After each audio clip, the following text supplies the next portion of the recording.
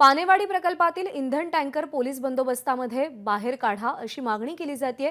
महसूल मंत्री विखे पाटील यांनी असे आदेश दिलेत। कायदा कोणी हातात घेणार नाही याची काळजी घेण्याच्या सूचना देखील दिल्या गेल्यात। संध्याकाळपर्यंत परिस्थिती निवळेल अशी अपेक्षा देखील त्यांनी व्यक्त केली। आता या सगळ्यावरती राज्यातल्या मंत्र्यांनी निर्णय घ्यायला सुरुवात केलेली आहे। पानेवाडी प्रकल्पातील इंधन टँकर पोलीस बंदोबस्तात बाहेर काढण्याचे आदेश विखे पाटील यांनी दिले आहेत।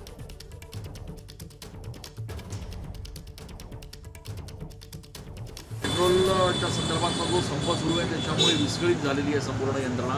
अगदी खेडेगावांपासून शहरांमध्ये रांगा लागलेल्या आहेत। शेतकऱ्यांचा माल जो आहे तो मार्केटपर्यंत पोहोचत नाही आहे। एकूणच या संदर्भात काय नेमकं होणं अपेक्षित आहे? नाही, मला वाटतं थोडा गैरसमज आहे, परंतु आता बहुतांश ठिकाणी मी सकाळपासून काय बातम्या घेतो आहे तिथे त्या पेट्रोल डीलर्स असोसिएशननी आपले संप मागे घेतले, पुन्हा त्यांनी विक्री सुरू केलेली आहे।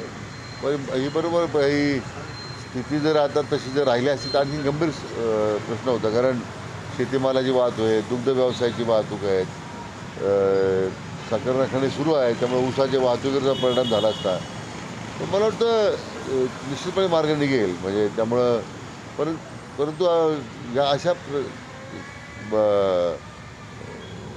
येणाऱ्या बातम्यांमुळं बऱ्याच वेळा लोक पॅनिक होतात। म्हणजे एकदम मी आता येताना बऱ्याच हायवेवर पंपांवर गाड्यांच्या रांगा लागलेल्या आहेत। मला वाटतं पण ही परिस्थिती आज संध्याकाळपर्यंत पूर्णतः निवडेल असा मला विश्वास आहे।